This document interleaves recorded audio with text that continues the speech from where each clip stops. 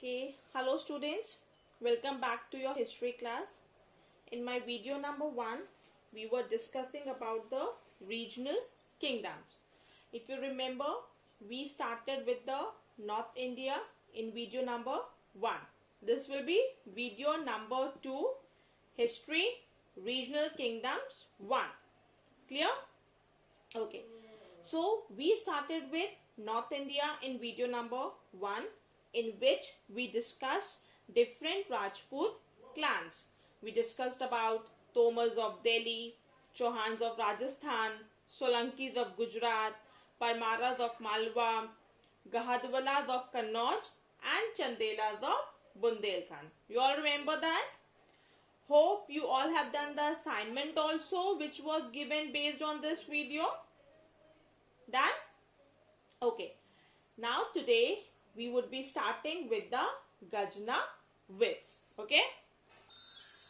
Now, from 1000 onwards, there were many invaders who entered India. They came across the mountain passes in the northwest, and amongst them Mahmud, who was the ruler of Ghazni. He was the first who led the first series of invasions. Okay. Now we will be discussing about Mahmud of Ghazni. This Mahmud of Ghazni, he was the ruler of Ghazni. This place is now in Afghanistan. He needed a large army to make Ghazni the most powerful in the region. But for that, he needed money. So he had heard that there is a lot of wealth which is there in the northern India. So he thought, why couldn't I go and raid India so that I can get some money and I can raise a large army? You're getting my point, what I'm trying to tell you? See, we are discussing about Mahmud of Ghazni, who was the ruler of Ghazni. He wanted to make Ghazni the most powerful kingdom. So if a king wants himself to be established as the most powerful kingdom, he need a large army. And to maintain a large army, you need a lot of money. So for that money only, he decided to raid India so that he could collect some money from there. Now, his early raids, he had invaded India 17 times. And his early raids were against the Hindu Shahi rulers of Punjab, where he defeated Jaipal and Anandpur. After defeating them, you all know when a ruler defeats the other ruler, he take away all his wealth, he take away all the things of his kingdom. So when Mahmud of Ghazni defeated them, he got a large tribute from them. Now, after that, he attacked the rich temple towns of India. Like he raided Mathura and Kannauj in 1018, then Somnath in 1026. So when he defeated all these places, when he attacked all these places, he took away all the wealth from here. Even the precious stone which were embedded, that was the precious stones which were embedded on the walls, he had taken those stones also out. Then he carried away all the booty to Ghazni. What is booty? Anyone? See, booty, these are the valuable stolen goods, especially which are taken in the war. So whatever booty he got, he took all the booty to Ghazni. There he built a beautiful mosque, he built a library and a museum. And then he died in 1030. Clear about Mahmud of Ghazni? See, you have to understand this basically like a story on Mahmud Ghazni. I told you in the way of a story of Mahmud Ghazni. So you also have to read it, accumulate the points in such a way so that you all can create a story. Clear? I am telling you once again about Mahmud of Ghazni. Please listen it very carefully. See, first of all, he was the ruler of Ghazni, which is now in Afghanistan. He wanted to establish his kingdom as the most powerful kingdom. But for that, he needed a powerful army. Now, when he needed a strong army, he need money also to maintain the army. So, for that money only, he decided to raid India, since he had heard a lot about India. Now, when he invaded India, first of all, his raids were against the Hindu Shahi rulers of Punjab, where he defeated Jaipal and Anandpal. Now, when he defeated them, he got a tribute from them. Then, after defeating them, he attacked the temple towns of India. Those were rich temple towns of India. Like first, he raided Mathura and Kannauj in 1018, and then Somnath in 1026. So whatever wealth was accumulated there, he took everything with him. Even the stones which were embedded on the walls, he took those stones also. Once he had collected all the booty, he took it to Ghazni. He built a beautiful mosque there, a library there, and a museum there. And then in 1030, he died. Clear? So this was about Ghazna witch. Now next I'll be telling you about the Ghorids. Okay? We are done with Ghazna witch. Now we will be discussing about Ghorids. See, as Ghazni was a small kingdom in present-day Afghanistan, similarly, Ghor was also a very small kingdom in present-day Afghanistan. See, first Mahmud of Ghazni, he had defeated the ruler of Ghor and made him his vassal. What is vassal? Anyone? See, vassal means he is a ruler only, but who is a subordinate to a higher authority and is dependent on them. Like when Ghazni, when he defeated Ghor, he made him Ghor his vassal, that whatever Ghor will do for the kingdom, he will first take the permission, or he will first consider or discuss it with the Mahmud Ghazni. Okay, so Ghor was defeated and he was made the vassal of Mahmud Ghazni. But what happened when Mahmud Ghazni died?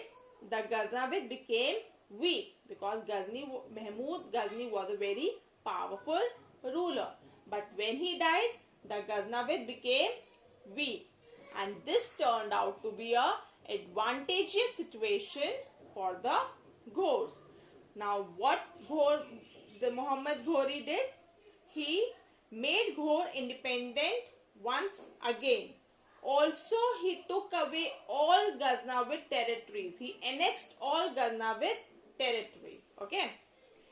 He could not do so before when Muhammad Ghazni was alive. But when he died, taking advantage of that situation, he made Ghor independent.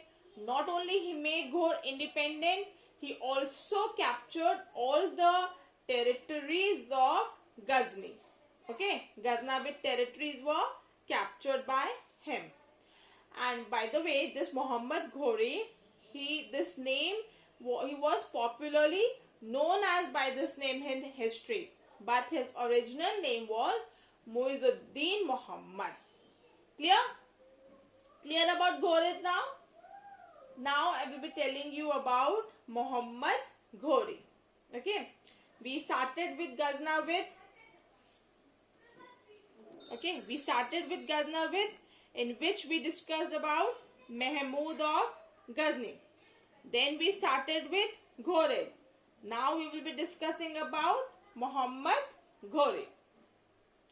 Now, Muhammad Ghori, he also was an ambitious ruler who wanted to expand his empire. But as I told you earlier, if you want to expand your empire, what do you need? You need wealth, right? So he also needed wealth. So what he did, he decided to invade India.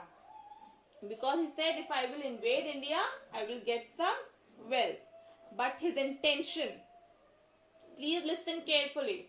His intention was not only to get the wealth from India but also to build an empire. Clear? Mahmud of Ghazni, he was only interested in taking the wealth from India. But Muhammad Ghori, he wanted to expand his empire. He did not only invaded India for its wealth, but he also wanted to build an empire. So in 1175, Muhammad Ghori, he attacked and conquered Multan. Okay, in 1175, he conquered Multan. But in 1178, it was a little tough time for him because he was defeated by the ruler of Gujarat. Please learn all these dates. History, it's very important to remember the dates. I told you in 1175, Muhammad Ghori attacked and conquered Multan. But in 1178, it was a little tough time because he was defeated by the ruler of Gujarat. And so he realized that if he want to do some further conquest, he want a good base. And then he realized that no place can be a good base for him other than Punjab. So in 1190, he conquered Punjab. Clear? Got my point?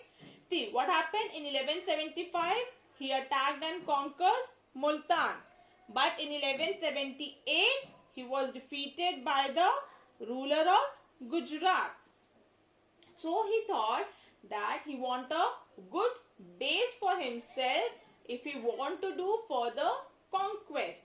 So therefore, in 1190, he conquered Punjab because he thought that Punjab could be a good base for further conquest. Now this was an alarm for the Rajput ruler of the neighboring kingdom of Delhi and Ajmer. Prithviraj Chauhan prepared to face him. Clear about Muhammad Ghori?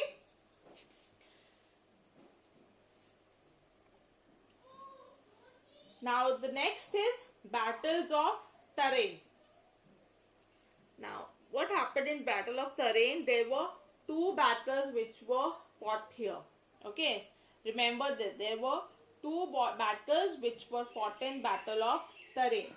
First of all, in 1191, the armies of Muhammad Ghori and Prithviraj Chauhan, they clashed at Tarain. Now this Tarain is a place which is 80 miles from Delhi. In first battle of Tarain, Prithviraj Chauhan defeated Muhammad Ghori. But the biggest mistake that Prithviraj Chauhan made was that he made no attempt to chase the Ghoris out of Punjab. He thought he had defeated them. The story is over. He was not bothered to know where is Muhammad Ghori, are they out of Punjab or no. And this proved to be a biggest blunder for him. Soon after, Muhammad Ghori regrouped his forces, and in 1192, the armies of Muhammad Ghori and Prithviraj Chauhan met again. But this time, Muhammad Ghori was well prepared.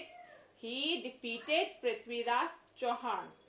Although Prithviraj Chauhan appealed help from many neighboring kings, some Rajput rulers even came for his help. The most powerful Rajput ruler, Raja Ch.2 of Kannauj, however, stayed away.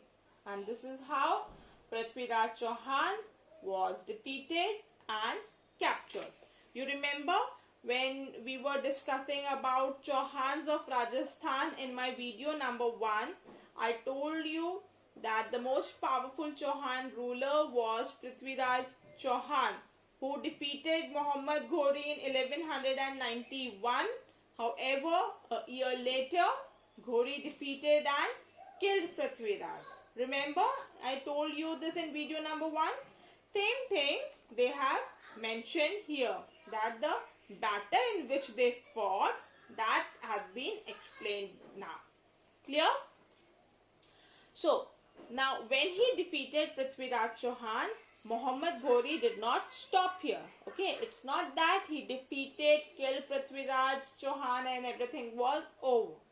In 1194, he defeated Raja Ch.2. Okay, there was a battle of Chandwar which was fought between them, in which he defeated Raja Ch.2. So he got a lot of area, lot of territories, and then he left his trusted generals. You know, the land which he got, he handed over that land to his trusted generals who could take in charge of that land he had conquered, and he returned back to his homeland. Is it clear? Clear about Battle of Tarain? You have to basically remember the two dates in this Battle of Tarain. First, 1191, where armies of Muhammad Ghori and Prithviraj Chauhan met in Tarain, where Prithviraj Chauhan defeated Muhammad Ghori. But in 1192, Muhammad Ghori came with a better preparation and he defeated Prithviraj Chauhan. Clear?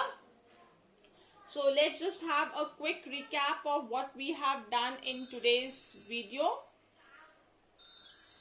We discussed about the Ghazni, in which we discussed about Mahmud of Ghazni. We studied that how he invaded India, what did he do, how he looted all the wealth and took away everything with him. Then we moved to the Ghorids, okay, in which we studied about Muhammad Ghori, okay.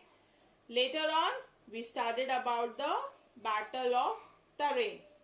Please go through this video once again. If you have any doubt, see, I have made it in a simple language. You will be able to understand that. I'm sure you all have understood what I have taught you today. You can comprise all these points. In history, you don't have to learn anything. Okay, history, only the thing that you have to learn is the dates.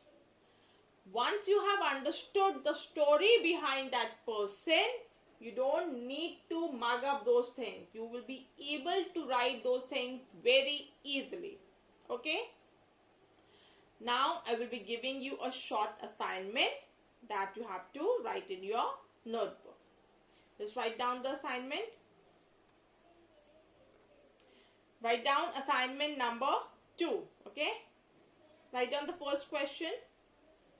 Why did Mahmud Ghazni decided to raid India? Okay. You need to write a reason. Why did Mahmud Ghazni decided to raid India? Okay. If you have listened very carefully what I have told you today, what I have said, you will be able to answer this very easily. Okay. Now next question. Mention the events that happened in the below years. First, 1175. Second, 1190. You basically have to write in history what happened in year 1175, what happened in year 1190. Question number 3. Write in brief about the Battle of Tarain. Like right now I explained you about the Battle of Tarain. You understood that? Now that same thing you have to write in your own words what you understood in Battle of Tarain. Clear? You will be able to do all these 3 questions? Okay. Now in my next video, in my video number 3, we will be studying about Kannauj, Palas, Gurjara Pratihara, and we will be covering somewhat of Deccan. Okay? Okay then.